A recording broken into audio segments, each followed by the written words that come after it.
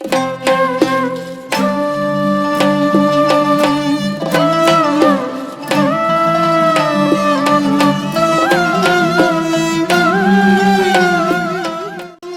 jamg'armasi raisi Shuhrat Nigmatov bizni ustozimiz Toshpo'lat Rahmatullayev bilan bir ajoyib ziyoratga olib chiqdilar.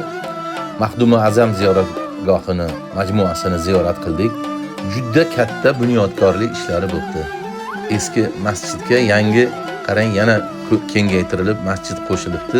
Eng qizig'i ayollar uchun ham masjid qilinibdi. Mana bu bino esa 3 qavatli mashinalar uchun turargoh ekan. Ajoyib, oldinlari ziyoratgohlarga borsak, mashinamizni qayerga qo'yishimizni bilmasdik. Ayollar qayerda namoz o'qishini bilmay qiynalardilar. Mana hozir 200 opaxonlarimizga, onaxonlarimizga mo'ljallangan 200 o'rinli masjid foydalanishga topshirilibdi. Oldingi masjidga yana qo'shilib endi bir 5000 kishi namoz o'qisa bo'ladigan juda katta masjid bo'ldi. Bu yangi qurilgan masjid, mana bu qismi esa oldindan bo'lgan masjid. Mana shunaqa edi oldingi ko'rinishi. Kirish darvozalari juda chiroyli qilinibdi.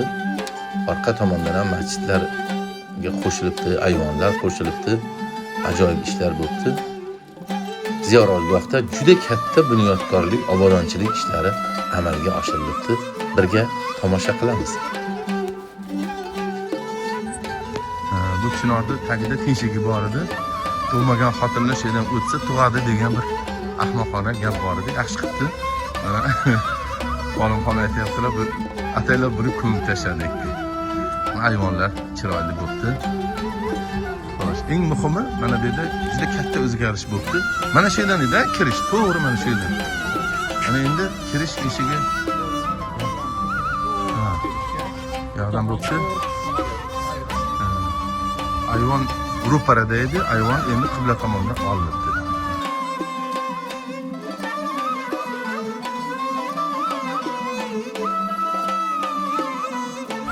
Mana shunaqa chiroyli holatga olib kelinibdi. Mana shu toshni olsangiz bo'ladi. Aha, yaxshi. Bu yerda o'sha bosh vazir kelganlarida ilmiy kengash tashkil qilinglar deb aytdilar, Sho'rat aka. Ilmiy kengash tashkil qilindi, 25 kishidan iborat. Mana shu toshlarning hammasi o'qildi. Chunki bu toshlarda o'ziga xos xususiyati, bizning toshlar toshni ichiga o'yib yoziladi-da, u saqlanishi mumkin. Bu toshlar aksinti, harflari tashqariga chiqarib yozilingan. Qor, yomg'ir, quyosh, issiq sovuqda bular yemirilishi ko'proq bo'ladi. Mana bu toshni nimasi, yozuvlari juda yaxshi saqlangan. Bu tosh ham o'sha mana shu yerda kavlash obodonlashtirish paytida 10 ta yangi toshlar chiqdi. Bu tosh ham shu yerda tagidan chiqdi. Shu yozuvlari yaxshi saqlangan. Qarang, bu yerda qarang. Mana bu yerga e'tibor qilsangiz, mana bu yerda yozuv bor. To'liq. Ana shu yozuvning qalinligi ignani qalinligicha borda yoki undan ham kichikroq. Qarang, ko'rinmaydi. Ko'rinmaydi. Qarang, mana bunda kessak bilan ishqar ekanda, keyin artib tashlab, keyin yozuvlar chiqadi ekan.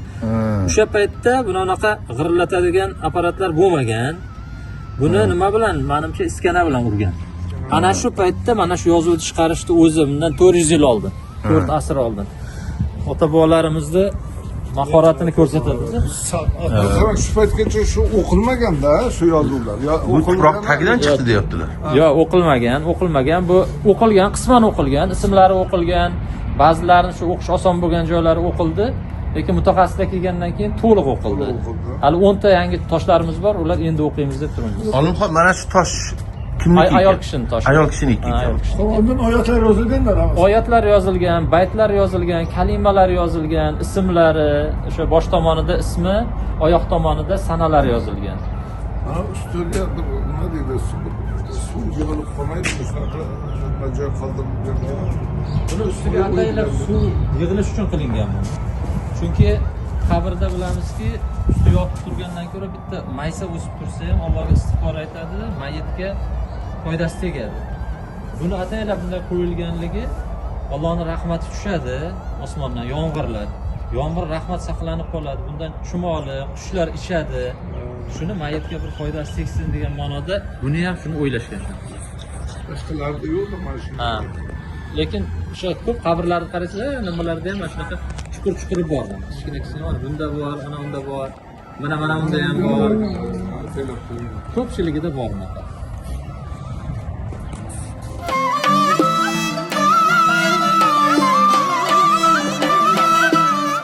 Shundan so'ng biz Imom Buxoriy majmuasiga ham bordik.